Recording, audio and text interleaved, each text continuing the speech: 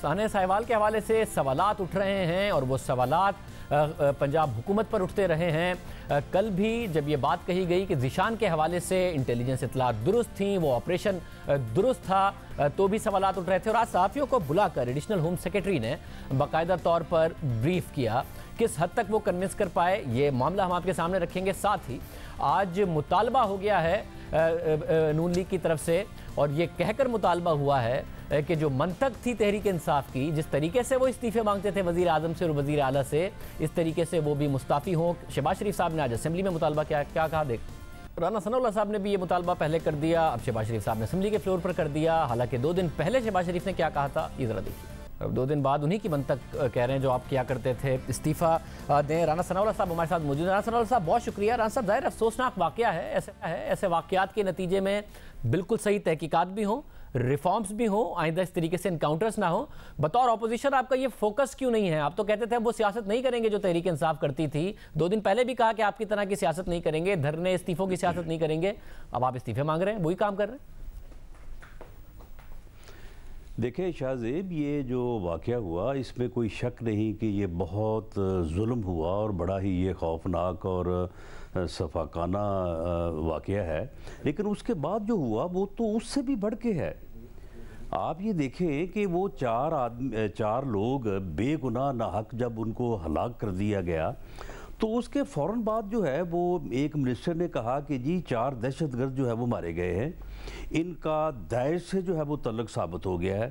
پھر ایک اور منسٹر صاحب کہنے لگے جی ریڈ بک میں ان کا نام تھا، ان کی شناخت ہو گئی ہے، اور اب اس کے بعد 3 دن بعد 3 لوگوں کو وہ کہہ رہے ہیں کہ بے قصور ہیں، وہ بے گناہ تھے، اور ساتھ ہی یہ بھی کہہ رہے ہیں کہ جو آپریشن ہوا وہ بھی 100% صحیح تھا، اور جو چوتھا ہے اس کو ہلاک کی، یعنی اسے ہلاک ہوئے، اسے قتل کیے آج چوتھا دن ہے، اور اب اس کے جو ہے وہ یعنی وہ میرا خیال ہے کہ ذیشان دنیا کا پہلا دہشت گرد ہے کہ جسے مار دیا گیا ہے، اور اب اس کے مارنے کے بعد اس کا لنک جو ہے وہ دہشت گردی کے ساتھ جوڑنے کی سر توڑ جو ہے وہ کوشش ہو رہی ہے۔ یہ پوری مس مینجمنٹ تو ہے، یہ پوری مس مینجمنٹ ہے، ظاہر پولیس پہ، کاؤنٹر ٹیررزم ڈپارٹمنٹ پہ، بٹ دیکھیں نا وزیر اعلیٰ اور وزیر اعظم نے تو کہہ کر یہ سارا کا سارا کام نہیں کرایا، ان کی ذمہ داری ضرور بنتی ہے اور وہ کریں۔ ترین صاحب نے بھی کہا تھا کہ جی اس کی اکاؤنٹیبلٹی ہونی چاہیے، بٹ یہ جو سیاست ہے یہ سیاست تو کاؤنٹر پروڈکٹیو ہے نا۔ پھر آپ اقتدار میں آئیں گے، اس قسم کا کوئی واقعہ ہوگا، آپ سے یہ ڈیمانڈ ہوگی، تو آپ تو کہتے تھے آپ اس سیاست کو نہیں کنٹینیو کرنا چاہتے، آپ مطالبہ کیجئے کہ انصاف ہو، مگر استعفے مانگنا شروع کر دیں گے تو اصل مسئلہ دب جائے گا۔ لیکن شاہزے بات یہ ہے کہ استعفے تو مانگ رہے ہیں نا ہم ان کی منطق پہ، کہ ان کی منطق یاد آ جائے اور یہ خود ہی استعفیٰ دے دیں، لیکن آپ مجھے یہ بتائیں کہ یہ صرف غفلت ہے یا یہ مجرمانہ فعل ہے؟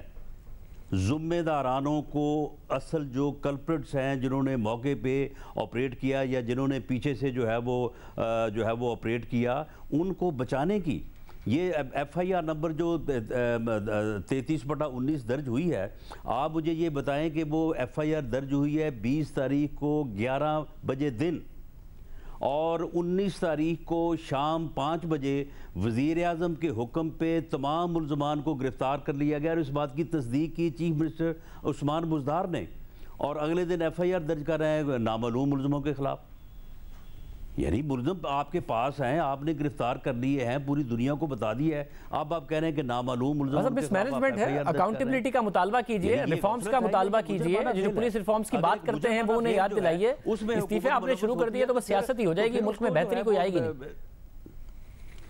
نہیں۔ دیکھیں یہ سیاست نہیں ہے، اگر آپ مجھے یہ بتائیں کہ یہ کہاں کا اصول ہے جی کہ آپ مار پہلے دیں اور اس کے بعد جو ہے وہ اس کے دہشت گردی کے ساتھ جو ہے وہ سرے جوڑنے کے لیے جو ہے وہ آپ پہلے کہیں 1 دن چاہیے، پھر 2 دن چاہیے، پھر اب آپ کو 30 دن چاہیے۔ رانا صاحب غفلت ہے، فیلئر ہے، مگر میں پھر کہہ رہا ہوں وہ سیاست بھی آپ کی طرف سے اس لیے ہے کہ پھر راو انوار کے واقعے پہ جو نقیب اللہ محسود کا ہوا اور جس طریقے سے زرداری صاحب نے ڈیفینڈ کیا، تو آپ پھر چیف منسٹر سندھ سے بھی استعفیٰ مانگ لیجئے۔ نہیں، اگر میری بات سنیں، اگر شاہ زیب اس طرح سے دن دہاڑے لوگوں کو سڑک کے اوپر جو ہے وہ مار دیا جائے اور اس کے بعد جو ہے وہ بے قصور بھی قرار دے دیا جائے، آپریشن کو بھی 100% صحیح قرار دے دیا جائے، اور دہشت گردی کے لیے جو ہے وہ لنکس تلاش کیے جائیں، اور آپ اس کہیں کہ یہ عمل جو ہے یہ غفلت ہے، یہ مجرمانہ فعل نہیں ہے، تو پھر میرا نہیں خیال کہ اس کے بعد غفلت یا مجرمانہ فعل کی ڈیفرنسیشن یہ ججمنٹ میں نہیں دے رہا ہوں کہ یہ ہے یا یہ نہیں ہے. میں یہ کہہ رہا ہوں اپنے آپ کو محفوظ تصور کہ کر سکتا ہے. آپ جو استعفے کا مطالبہ کریں وہ سیاست ہو رہی، بٹ آج ہوا کیا ہے کہ آپ نے کہا کہ ذیشان کو بعد میں دہشت گرد ثابت کرنے کی کوشش کی جا رہی ہے. بہت شکریہ رئیس انصاری صاحب، آج اس بریفنگ میں موجود تھے جو ایڈیشنل. رئیس انصاری صاحب، کیا آپ کوئی کنونس کر پائے ہیں صحافیوں کو کہ واقعتاً ذیشان ایک دہشت گرد تھا جس کی وجہ سے یہ ایک فیلئر ہو گیا آپریشن اور ایک معصوم فیملی ماری گئی، اور جس کا پھر اس بات پر بھی قائم ہے کہ انٹیلیجنس آفیسر درست تھی، آپریشنز آفیسر درست تھا؟ جو ایڈیشنل ہوم سیکرٹری پنجاب ہیں فضیل اصغر، وہ کسی طرح بھی صحافیوں کو، جو سینئر صحافی اینکر بیٹھے تھے ان کو کسی طرح بھی کنونس نہیں کر پائے، بلکہ جو ہم دیکھ رہے تھے وہ بالکل عجیب طرح سب کنفیوز بیٹھے تھے. اور اس پہ میں نے ان کو جب درمیان میں سوال کیا، میں نے انہیں کہا کہ مجھے تو ایسا لگ رہا ہے کہ جس طرح سائی وال کے واقعے کے بعد آپ نے ہینڈ آؤٹ جاری کیا، اسی طرح کی بریفنگ لگ رہی ہے. آپ کا ایک فون ملا ہے ذیشان کا، اس نے جو ہے اس فون سے آپ نے بالکل اسے کہا کہ ہارڈ کور ٹیررسٹ ہے اور اس گروپ کے ساتھ کام کرتا تھا. انہوں نے سوال کیا کہ اس کا فورینسکس معائنہ کیوں نہیں کرایا گیا؟ انہوں نے کہا بعد میں بھیج دیں گے. اسی طرح سوال وہاں ہماری بیٹی خاتون اینکر نے سوال کیا کہ یہ کس کا فون ہے؟ تو ایڈیشنل چیف سیکرٹری ہوم نے کہا یہ ذیشان کا فون ہے. تو انہوں نے کہا فون ذیشان کا، اس پر فواد عدنان نام لکھا ہوا ہے، تو کہہ رہا آپ اس کو بھی ٹیررسٹ سمجھیں. تو یہ کسی طرح بھی وہ اطمینان نہیں کر پائے. اور جو ایک اور بات آپ کو بتائیں، انہوں نے کہا اس کار کو ہم مانیٹر کر رہے تھے، اور یہ کار جو چنگی امر سدو جہاں یہ رہتا تھا وہاں ہم 17 اور 18 کو ہم نے اسے مانیٹر کی. تو ہم نے کہا اس پہ آپ نے اس پر جو ہے آپریشن کیوں نہیں کیا؟ کہہ رہے وہ گنجان آباد علاقہ تھا تو ہم نہیں کر سکے، تو ہم نے اس پہ نظر رکھی. تو میں کہا جی نظر رکھی تو وہاں سے نکل کس طرح گئی؟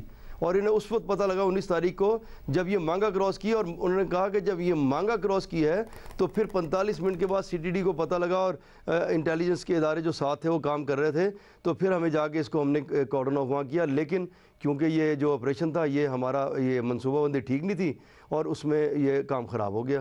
اور انہوں نے یہ بھی کہا کہ ہماری اطلاع تھی کہ 4 دہشت گرد اس میں جا رہے ہیں، لیکن وہاں یہ ایک نکلا اور اس کی فیملی نکلی. وہ ان سے مس ہینڈل ہوا، اور مس ہینڈل ہونے کی وجہ سے یہ اتنا بڑا واقعہ ہو گیا. تو یہ جو سارے کا سارا معاملہ تھا جو انہوں نے بریف کیا وہ کنفیوژن کا شکار تھا. اور انہوں نے یہ بھی کہا کہ ہمیں جو GIT نے رپورٹ دی ہے وہ ادھوری رپورٹ ملی ہے ابھی. تو ہم نے کہا دیکھیں ادھوری رپورٹ ملی ہے، ذیشان جو ہے وہ ٹیررسٹ ہے یا نہیں ہے یہ تو تحقیقات میں سامنے آئے گا. نہ ہم فیصلہ کر سکتے ہیں نہ ہم کہہ سکتے ہیں. لیکن اس میں آپ نے ابھی خود کہا کہ نہ اس کو کوئی پولیس ریکارڈ ہے، نہ اس کی دہشت گردی کا کوئی ریکارڈ ہے. اس کے مرنے کے بعد جو ہم نے بیک اپ چیزیں ڈھونڈی، کیمرے سے ریسیو کی اور مختلف CCTV کیمروں سے پچھلی تصویریں نکالیں، تو اس میں پتہ لگا کہ جو حفیظ تھا، عدیل حفیظ، جو فیصل آباد میں ٹیررسٹ مارا گیا تھا، اس کے اس سے لنک تھے. اس کے ساتھ آڈیو چیٹ بھی نکلی ہے، میسیج کے پیغام بھی نکلے ہیں. اور جو کار اس کے پاس تھی جو عدیل حفیظ جس وقت پولیس مقابلے میں مارا گیا، اس کار سے اس کی کار کے کاغذ برآمد ہوئے تھے. اور یہ جب بھی کہیں جاتا تھا عدیل حفیظ اپنی کار میں تو اس کی کار جو ہے اس کو اسکارٹ کرتی تھی. لیکن اس کے مرنے کے بعد ہی سارے شواہد ان کو ملے، جو بھی شواہد کہہ رہے ہیں اس کے جو مقابلے میں جو انہوں نے سو کارڈ مقابلہ بنایا تھا. بہت شکریہ. اس میں مرنے سے بعد یہ سارا جمع ہوا ہے.